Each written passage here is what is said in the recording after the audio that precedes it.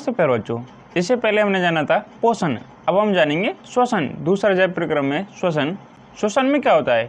प्रथम चरण पोषण दौरान हमने भोजन ग्रहण किया और उस भोजन का विखंडन करेंगे, उससे ऊर्जा मिलेगी। इस प्रक्रम को ही श्वसन कहते हैं। तो देखिए श्वसन। श्वसन एक ऐसी क्रिया है जिसमें कोशिका में कार्बनिक यौगिकों प्राय ग्लूकोज का ऑक्सीकरण होता है। इस प्रक्रम में कार्बन डाइऑक्साइड जल तथा ऊर्जा उत्पन्न होती है। तो श्वसन किसे कहेंगे? तो कोशिका में भोजन के विखंडन दौरान ऊर्जा मुक्त होती है, इसे ही श्वसन कहते हैं। ये परिभाषा हमने थोड़ी सी अलग लिखाई है। आप जो भी परिभाषा पढ़ेंगे उसका मतलब भी यही रहेगा कि श्वसन में ग्लूकोज का ऑक्सीकरण होता है जिसके कारण ऊर्जा मुक्त होती है। जैसे ये ग्लूकोज है C6H12O6 + 6O2 यानी ऑक्सीजन। ऑक्सीकरण कब होता है? जब ऑक्सीजन का योग होता है। तो ग्लूकोज का ऑक्सीकरण हुआ, क्या मुक्त हुई? कार्बन डाइऑक्साइड गैस, जल तथा ऊर्जा। कितनी ऊर्जा? 673 किलो कैलोरी। तो श्वसन की क्रिया है, इसे आप कई बार देख चुके होंगे और अब याद कर लें। अब देखिए श्वसन दो प्रकार का होता है, एक वायवीय एक अवायवीय श्वसन। वायवीय श्वसन में ऑक्सीजन चाहिए, अवायवीय श्वसन में ऑक्सीजन नहीं चाहिए। तो देखिए पहला वायवीय श्वसन। ऑक्सीजन की उपस्थिति में होने वाला श्वसन वायवीय श्वसन कहलाता है, यानी इस श्वसन के लिए ऑक्सीजन चाहिए। इसमें ग्लूकोज का पूर्ण ऑक्सीकरण होता है तथा इस दौरान कार्बन डाइऑक्साइड जल तथा ऊर्जा मुक्त होती है। जो वायवीय श्वसन है यह ऑक्सीजन की उपस्थिति में होता है। ऑक्सीजन की उपस्थिति में हो रहा है इसलिए ग्लूकोज का पूर्ण ऑक्सीकरण हो रहा है। यह कोश का द्रव्यवय माइटोकॉन्ड्रियम होता है। जो श्वसन की क्रिया ये दो खंडों में होती है, यानी दो चरणों में। पहले ग्लूकोज का पायरुवेट बनेगा, फिर पायरुवेट से ऊर्जा मुक्त होगी। तो पहला चरण पायरुवेट का बनेगा कोशिका द्रव्य में और वो उससे ऊर्जा कहाँ मुक्त होगी? माइटोकॉन्ड्रिया में। इसी को हम आगे देखेंगे कि जो श्वसन है ये दो चरणों में होता है। वायवीय श्वसन एक कोशिका द्रव्य में पहला चरण, दूसरा चरण माइटोकॉन्ड्रिया में। पहले पायरुवेट बनेगा, वो कोशिका द्रव्य में बनेगा। तो इतना ही याद रखें, यह कोशिका द्रव्य माइटोकॉन्ड्रिया में होता है। इसमें अपेक्षाकृत अधिक ऊर्जा 673 किलो कैलोरी मुक्त होती है। जो वायवीय श्वसन है इसमें अवायवीय श्वसन की तुलना में अधिक ऊर्जा मुक्त होती है। ये तो कुछ पॉइंट्स हैं। जब हम इनमें अंतर लिखेंगे वायवीय श्वसन और अवायवीय श्वसन तब इन पॉइंट्स का उपयोग करेंगे। जैसे देखिए जो अभी हमने उस श्वसन क्रिया पढ़ी इसी का उदाहरण है। C6H12O6 + 6O2 arrow 6CO2 + 6H2O plus ऊर्जा। ऊर्जा कितनी है? 38 ATP। ATP को हम आगे जानेंगे। किलो कैलोरी में बात करें 673 किलो कैलोरी और ATP में 38 ATP ऊर्जा मुक्त होगी। और किसकी उपस्थिति में? ऑक्सीजन की उपस्थिति में।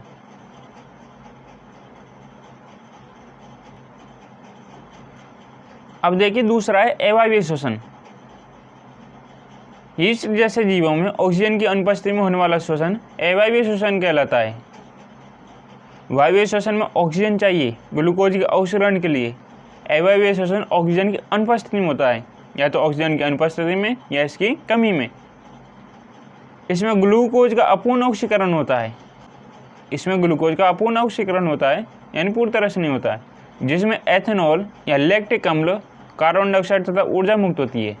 लेकिन इसमें या तो एथेनॉल बनेगा या लैक्टिक अम्ल, दोनों में से एक बनेगा। यह केवल कोश का द्रव्य में होता है। जो अवायवीय श्वसन है यह केवल कोश का द्रव्य में होता है। इसमें अपेक्षाकृत कम ऊर्जा यानी 2 ATP उत्पन्न होती है। अवायवीय श्वसन में वायवीय श्वसन तुलना में कम ऊर्जा उत्पन्न होती है। वायवीय श्वसन में 38 ATP, इसमें 2 ATP। जैसे देखिए ग्लूकोज है, ऑक्सीजन की अनुपस्थिति में ये किस में बदला? एथिल एल्कोहल यानी alcohol plus carbon dioxide plus ऊर्जा। ऊर्जा कितनी मुक्त हुई है? 2 ATP। तो इसे आप देख लें, यह क्रिया यीस्ट में होती है, इसे किण्वन भी कहते हैं। यीस्ट क्या है? अवायवीय जीव हैं जिनमें ऑक्सीजन की अनुपस्थिति में श्वसन होता है। श्वसन दौरान जो ग्लूकोज है वो किस में बदल रहा है? एल्कोहल में। इस प्रक्रम को या इस प्रक्रिया को किण्वन भी कहते हैं। तो किण्वन को आप जान भी चुके होंगे पहले। इस किण्वन विधि का उपयोग यीस्ट जैसे जीवों से एल्कोहल बनाने में किया जाता है, यानी शराब बनाने में। देखो अवायवीय श्वसन में दो तरह की स्थितियाँ हैं, एक ऑक्सीजन की अनुपस्थिति में, एक ऑक्सीजन की कमी में। ऑक्सीजन की अनुपस्थिति में हम देख चुके हैं, अब ऑक्सीजन कमी में देखिए। नोट, कभी कभी हमारी पेशी कोशिकाओं में ऑक्सीजन के अभाव में ग्लूकोज विघटित होकर लैक्टिक अम्ल में परिवर्तित हो जाता है। कभी कभी क्या होता है, जो हमारी पेशी कोशिकाएं इनमें ऑक्सीजन कमी हो जाती है और हमें तुरंत ऊर्जा चाहिए, तो ग्लूकोज विघटित होकर लैक्टिक अम्ल में बदल जाता है और साथ में ऊर्जा मुक्त होती है। जैसे ग्लूकोज है, ऑक्सीजन कमी हुई, किसमें बदला, लैक्टिक अम्ल में, साथ में ऊर्जा।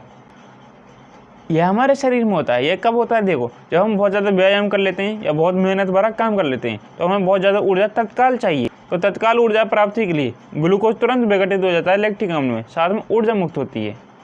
यह ऑक्सीजन की कमी में होती है, यानी ऑक्सीजन पूरी तरह से नहीं मिल पाती, अपूर्ण ऑक्सीकरण होता है। अब इस लैक्टिक अम्ल के कारण हमारी पेशियों में दर्द होता है। जैसे हम बहुत ज़्यादा भाग लेते हैं तो हमारी पेशियों में ऐंठन होती है, क्योंकि पैरों में क्या है, लैक्टिक अम्ल संचित हो जाता है। तो उस दौरान हमें क्या करना चाहिए, पैरों की या तो मालिश करनी चाहिए या इन्हें गर्म पानी से धोना चाहिए, इससे ऐंठन दूर हो जाएगी। तो अभी तक हमने वायवीय श्वसन और अवायवीय श्वसन जाना है। अब देखिए आगे, अभी तक जो हमने पढ़ा है उसी को इस डायग्राम द्वारा देखिए। विभिन्न पथों द्वारा ग्लूकोज का विखंडन, यानी ग्लूकोज के विखंडन के लिए अलग अलग पथों का उपयोग किया जाता है।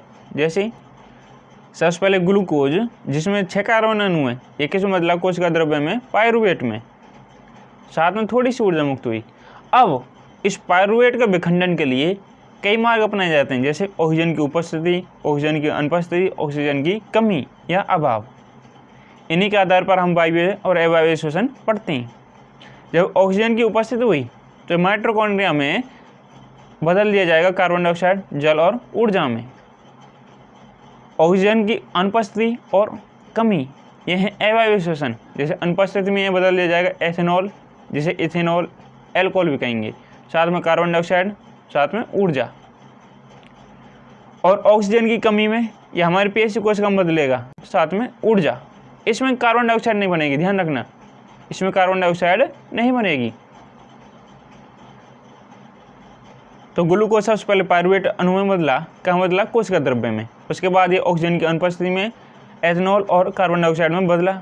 ऑक्सीजन की कमी में हमारे पेशी कोशिका में लैक्टिक अम्ल और ऊर्जा में बदला। और माइटोकॉन्ड्रिया में ऑक्सीजन की उपस्थिति में कार्बन डाइऑक्साइड, जल और ऊर्जा में बदला।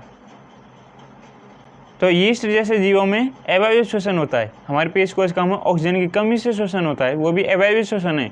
और ऑक्सीजन की उपस्थिति में होता है, उसे वायवीय श्वसन कहेंगे। और ये क्या होता है, माइटोकॉन्ड्रिया में। हमने एक पॉइंट और देखा था कि वायवीय श्वसन कोशिका द्रव्य और माइटोकॉन्ड्रिया दोनों में होता है, जबकि अवायवीय श्वसन का होता है कोशिका द्रव्य में। तो इसे आप देख चुके हैं। इसे देखिए, अब हमने श्वसन कर लिया है, ऊर्जा मुक्त हो चुकी है दोनों प्रक्रमों में, वायवीय और अवायवीय दोनों प्रक्रमों में। अब देखिए, कोश के श्वसन द्वारा मोचित ऊर्जा तत्काल ही एटीपी नामक अणु के संश्लेषण में प्रयुक्त हो जाती है। जो कोश के श्वसन किसे कहेंगे, कोशिका भोजन विखंडन दौरान ऊर्जा मुक्त होती है, इस प्रक्रम को कोश के श्वसन कहते हैं। तो कोश के श्वसन दौरान जो ऊर्जा मुक्त हुई है, ये तत्काल यानी तुरंत ही एटीपी नामक अणु के संश्लेषण में प्रयुक्त हो जाती है। तुरंत एटीपी नामक अणु बनने लगता है, जो कोशिका की अन्य क्रियाओं के लिए ईंधन की तरह प्रयुक्त होता है। ये एटीपी किस तरह काम आएगा, देखिए, एटीपी के विखंडन से एक निश्चित मात्रा में ऊर्जा मोचित होती है, जो कोशिका के अंदर होने वाली अंतरोष्मी क्रियाओं का परिचालन करती है। जैसे ही ऊर्जा मुक्त हुई, यह ऊर्जा एटीपी नामक अणु के संश्लेषण में प्रयुक्त हो जाती है, तुरंत एटीपी का निर्माण होता है।